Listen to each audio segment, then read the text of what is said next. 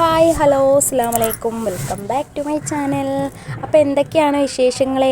എല്ലാവരും സുഖമായിരിക്കുന്നല്ലോ. എല്ലാവരും സുഖമായിട്ട് സന്തോഷമായിട്ടിരിക്കുക കേട്ടോ. അപ്പോൾ ഇന്നത്തെ എൻ്റെ കുഞ്ഞ് ബ്ലോഗിലേക്ക് എല്ലാ കൂട്ടുകാർക്കും സ്വാഗതം. അപ്പോൾ ഇടയ്ക്കൊക്കെയാണ് കേട്ടോ ബ്ലോഗുള്ളൂ, ഡെയിലി ബ്ലോഗൊന്നും ഇടുന്നില്ല കേട്ടോ. വ്യൂസൊക്കെ വല്ല കുറവാണ്, അതുകൊണ്ടാണ് കേട്ടോ. അപ്പോൾ ആദ്യം തന്നെ എനിക്ക് പറയാനുള്ളത്, വീഡിയോ എല്ലാവരും സ്കിപ്പ് ചെയ്യാതെ തന്നെ കാണണം കേട്ടോ. അതുപോലെ തന്നെ ആദ്യമായിട്ട് ആരെങ്കിലും കാണുന്നുണ്ടെങ്കിൽ ഒന്ന് സബ്സ്ക്രൈബ് ചെയ്ത് തൊട്ടടുത്ത ബെല്ലൈക്കനും കൂടി ഒന്ന് ക്ലിക്ക് ചെയ്ത് ഓൾ എന്നുള്ള ഓപ്ഷൻ ഓണാക്കി വെക്കുകയാണെന്നുണ്ടെങ്കിൽ ഞാൻ ഇടുന്ന വീഡിയോസൊക്കെ നോട്ടിഫിക്കേഷൻ നിങ്ങൾക്ക് അപ്പം തന്നെ ലഭിക്കും കേട്ടോ. അപ്പോൾ അതിന് വേണ്ടിയിട്ടാണ് എല്ലാവരും ഒന്ന് എനേബിൾ ചെയ്ത് വെക്കണേ. പിന്നെ വീഡിയോ കണ്ടുകൊണ്ടിരിക്കുന്ന സമയത്ത് ഒന്ന് ലൈക്കും കൂടി ചെയ്യാൻ മറക്കരുത് കേട്ടോ. അപ്പോൾ ഇന്ന് വന്നിട്ടുള്ളത് ഒരു ഈവനിങ് ബ്ലോഗാണ് കേട്ടോ. അപ്പോൾ 2-3 ദിവസമായിട്ട് വെള്ളമൊന്നും ഉണ്ടായിരുന്നില്ല. അപ്പോൾ അത് കാരണം ഒരു ലോഡ്, കുറച്ചൊന്നല്ല കേട്ടോ, ലോഡ് പറഞ്ഞാൽ ഒരു ലോഡ് അലക്കാനുണ്ട് കേട്ടോ. അപ്പോൾ ആ തുണിയൊക്കെ ഒന്ന് അലക്കി ഇട്ടിട്ടുണ്ട്. വാഷിംഗ് മെഷീൻ ഉള്ള കാരണം കൊണ്ട് എത്ര ദിവസം വെള്ളം ഇല്ലാണ്ടായാലും അലക്കുമ്പോൾ വലിയൊരു പാടില്ല കേട്ടോ. എന്നാലും ഭയങ്കര ബുദ്ധിമുട്ട് തന്നെയാണ് കേട്ടോ. വാഷിംഗ് മെഷീൻ ഉണ്ടെന്ന് പറഞ്ഞിട്ട് കാര്യമില്ല, ഓട്ടോമാറ്റിക്കല്ല. അപ്പോൾ നമ്മൾ തന്നെ അതിൽ നിന്ന് തുണിയെടുത്ത് ഇപ്പുറത്തേക്ക് ഇടണം, അങ്ങോട്ട് ഇടണം, ഇങ്ങോട്ട് ഇടണം, അങ്ങനത്തെ കുറച്ച് പണികളൊക്കെ ഉണ്ട് കേട്ടോ.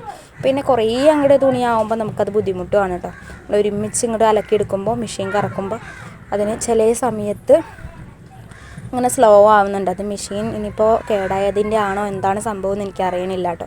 എന്തായാലും ഇങ്ങനെ പോവുകയാണെന്നുണ്ടെങ്കിൽ ഒന്ന് നോക്കേണ്ടി വരുമെന്ന് വിചാരിക്കുന്നുണ്ട്.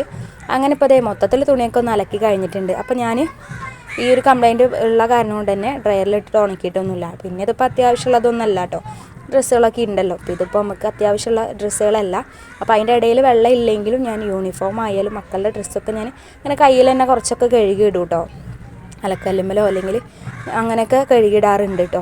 അതിപ്പോൾ യൂണിഫോം പിന്നെ ഞാൻ അങ്ങനെ അങ്ങോട്ട് ഉരച്ചങ്ങോട്ട് ഇതാക്കി എടുക്കില്ല കേട്ടോ. അങ്ങനെ ചെയ്തിട്ടുണ്ടെങ്കിൽ പിന്നെ ആകെ ഇങ്ങനെ നൂലൊക്കെ ഇങ്ങനെ പൊന്തും, പിന്നെ അത് പെട്ടെന്ന് തന്നെ നാശമായി പോവും. ഞാൻ കുറച്ച് നേരം അങ്ങോട്ട് മുക്കി വെക്കും കേട്ടോ. സോപ്പും പൊടിയിലൊക്കെ ഇട്ടിട്ട് അങ്ങോട്ട് മുക്കി വെക്കും. പിന്നെ അങ്ങനെ ഉരച്ചങ്ങോട്ട് കളഞ്ഞ് വൃത്തിയാക്കലാണ്. പ്രത്യേകിച്ചും വെള്ള ഡ്രസ്സാട്ടോ മൂത്താളുടേത്. പിന്നെ അപ്പോൾ അങ്ങനെ ഒരു ട്രിപ്പ് തുണി അവിടെ കൊണ്ടുവന്ന് ഞാൻ ഇട്ടിട്ടുണ്ട് കേട്ടോ. ഇനി അടുത്തതാവുമ്പോഴേക്കും കുറച്ച് പാത്രങ്ങളൊക്കെ കഴുകാനുണ്ട് കേട്ടോ. വൈകുന്നേരം ചായ കുടിച്ചതും പിന്നെ എനിക്കിപ്പോൾ ചോറ് തിളപ്പിച്ച് ഊറ്റണം. അപ്പോൾ അതിൻ്റെയൊക്കെ കുറച്ച് പണികളൊക്കെ ഉണ്ട് കേട്ടോ. അപ്പോൾ അങ്ങനെ കുറച്ച് പാത്രങ്ങളൊക്കെ കഴുകാനുണ്ടായിരുന്നു. അപ്പോൾ ചോറ് ഞാനിപ്പോൾ അടുപ്പത്ത് വെച്ചിട്ടുണ്ട് കേട്ടോ തിളപ്പിക്കാനായിട്ട്. അപ്പോൾ രാവിലെ ഞങ്ങൾ ഒന്നിച്ച് ചോറ് വയ്ക്കും, വൈകുന്നേരം ആകുമ്പോൾ ഒന്ന് തിളപ്പിച്ച് ഊറ്റാറാണ് കേട്ടോ പതിവ്. അപ്പോൾ എന്നോട് ഒരാൾ ചോദിച്ചിട്ടുണ്ടായിരുന്നു, ചോറ് ഞാനിങ്ങനെ ഊറ്റുന്ന സമയം അതിലിങ്ങനെ ഇടുന്നത് കണ്ടിട്ട് എന്താണ് അതിൽ ചേർത്ത് കൊടുക്കണേന്ന്. വേറെ ഒന്നല്ല കേട്ടോ, ഉപ്പാണ് മക്കളെ. എനിക്ക് പ്രഷറിൻ്റെ ഒരു പ്രശ്നമുണ്ട് കേട്ടോ. നന്നായിട്ട് പ്രഷർ കുറയും. എത്ര പപ്പടമായാലും ഉണക്കമീനൊക്കെ ആയിട്ടും കഴിക്കുന്നുണ്ട്, പക്ഷെ എങ്ങനെ കഴിച്ചിട്ടും ഒരു കാര്യമില്ല, ശരീരത്ത് അങ്ങോട്ട് ഏൽക്കുന്നില്ല കേട്ടോ. നല്ല പോലെ തന്നെ പ്രഷർ കുറയും, ഇടയ്ക്കിടയ്ക്ക് തലകറക്കും. അപ്പോൾ ഇങ്ങനെ പോയി ചെക്ക് ചെയ്യുമ്പോൾ പ്രഷർ കുറഞ്ഞിട്ടാണെന്ന് പറയുന്നത് കേട്ടോ. അപ്പോൾ അവർ ചീത്ത പറയും, ഉണക്കമീനോ പപ്പടമൊക്കെ കഴിക്കാൻ പറയും. പക്ഷെ ഒരു രക്ഷയില്ല, എന്ത് കഴിച്ചിട്ടും ഒരു കാര്യമില്ല. പിന്നെ തുടർച്ചയായിട്ട് കുറച്ച് ദിവസം നാരങ്ങ വെള്ളമൊക്കെ അങ്ങനെ റെഡിയാക്കുകയൊക്കെ ചെയ്തിട്ടും എന്നിട്ടും ഒരു കാര്യമൊന്നും ഉണ്ടാവാറില്ല കേട്ടോ. പിന്നെ അതെ പാത്രങ്ങളൊക്കെ അങ്ങനെ കഴുകൽ കഴിഞ്ഞിട്ടുണ്ട്. ഇനിയിപ്പോൾ അതെ ചോറും ഞാനിതൊന്ന് വാർക്കുന്നുണ്ട് കേട്ടോ. അപ്പോൾ തിളപ്പിച്ച് ഊറ്റുമ്പോൾ ഞാൻ കുറച്ച് ഉപ്പിടാറുണ്ട് കേട്ടോ. നമ്മളത് കഴുകിയിട്ട് ഒന്ന് വെള്ളം ഒഴിച്ചിട്ട് പിന്നെ ഊറ്റിയെടുക്കുന്നതാണല്ലോ. അപ്പോൾ ഒന്ന് അതിലും കുറച്ച് ഉപ്പ് ചേർക്കാറുണ്ട്. എങ്ങനെ നോക്കിയിട്ടും കാര്യമൊന്നുമില്ല കേട്ടോ. ഇനിയിപ്പോൾ ഉപ്പും എല്ലാം കലക്കി കുടിക്കേണ്ടി വരും തോന്നുന്നുണ്ട് കേട്ടോ. അല്ലാണ്ടൊന്നും എൻ്റെ ശരീരത്തിലേക്ക് ഉപ്പ് പിടിക്കുന്നില്ല കേട്ടോ. പിന്നെ അതുപോലെ തന്നെ എനിക്കിപ്പോൾ ഈ പ്രഷർ കുറയുന്ന കാരണം കൊണ്ടാണ് തോന്നുന്നുണ്ട്, നമ്മൾ കറിയിലൊക്കെ ഉപ്പിട്ടാലും എനിക്ക് എത്ര ഉപ്പ് കൂട്ടിയിട്ടാലും കുറവായിട്ട് തോന്നും. അപ്പോൾ അങ്ങനെ വാരി ഇട്ടിട്ട് എൻ്റെ കറിയിലൊക്കെ ഇടയ്ക്കൊക്കെ ഏകദേശം ചില ദിവസങ്ങളിലൊക്കെ അത് പ്രത്യേകിച്ച് ഉപ്പേരിയൊക്കെ ഉണ്ടാക്കിയെടുക്കുന്ന ടൈമിലാണ് കേട്ടോ കറിയിലൊക്കെ ഉപ്പ് കൂടാറുണ്ട് കേട്ടോ. ചില ഉപ്പ് കൂടാന്ന് വെച്ചാൽ അത്രയ്ക്ക് അങ്ങോട്ടല്ല, ചെറുതായിട്ടൊന്ന് കൂടി വരാറുണ്ട് കേട്ടോ. അപ്പോൾ അവിടെ അതിൽ ചോദിക്കും, അമ്മയ്ക്ക് പ്രഷറാണെന്നും പറഞ്ഞിട്ടുള്ള ഉപ്പ് മുഴുവൻ വാരിയിടുന്നുണ്ടോ എന്ന് ചോദിക്കും. പക്ഷെ എനിക്ക് സത്യം പറഞ്ഞാൽ എനിക്ക് ഉപ്പില്ലാത്ത പോലെ തോന്നുകയാണ്. അപ്പം അങ്ങനെ ഉണ്ടാവുമോ എന്നുള്ളത് ഇനി ഡോക്ടറെ അടുത്ത് പോകുമ്പോൾ ഒന്ന് ചോദിച്ച് നോക്കണം.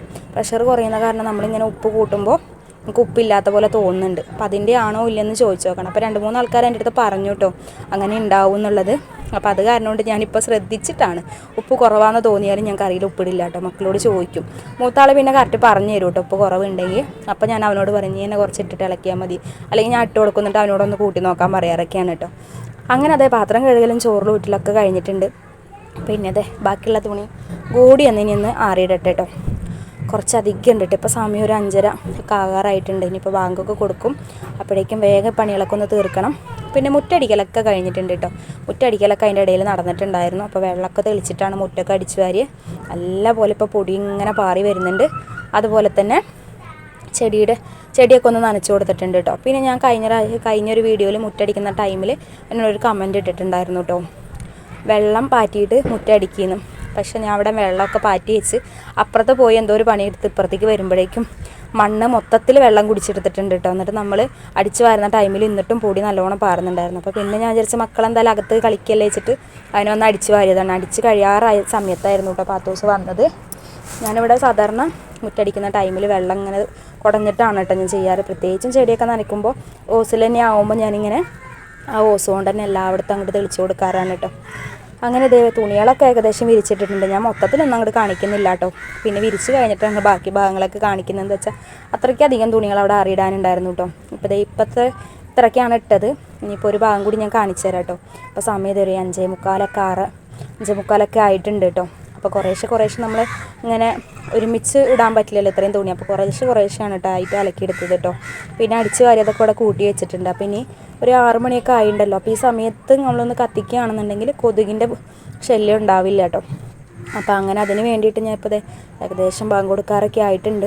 6:15 ആകുമ്പോഴേക്കാണ് ബാങ്ക് കൊടുക്കാറ്.